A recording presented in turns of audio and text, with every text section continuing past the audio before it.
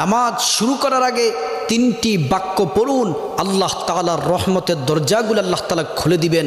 ওই সময় আপনি আল্লাহর কাছে যা চাইবেন আল্লাহ রাব্বুল আলামিন কিন্তু তাই দিবেন।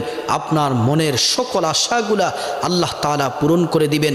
আল্লাহর পেয়ারা হাবিব সাল্লাল্লাহু আলাইহি ওয়াসাল্লাম নামাজের ইমামতির জন্য সামনে গেলেন, কিন্তু পিছন দিক থেকে একজন সাহাবী উচ্চ সুরে বাক্যগুলা বলতেছেন। আর আল্লাহ রাসূল নামাজ শেষ করার পরে জিজ্ঞেস করলেন, কে এই বাক্যগুলা পড়েছ? ওই সাহাবী হাত তুললেন।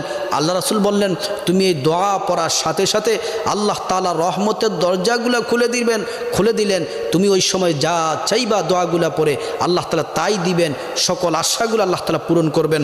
দোয়াটি হচ্ছে আল্লাহু আকবার কাবীরা ওয়ালহামদুলিল্লাহি কাসীরা ওয়া সুবহানাল্লাহি বুকরাতা ওয়া আসীলা। এই দোয়াটি পড়ার সাথে সাথে আল্লাহ তাআলা রহমতের দরজাগুলা খুলে দেন।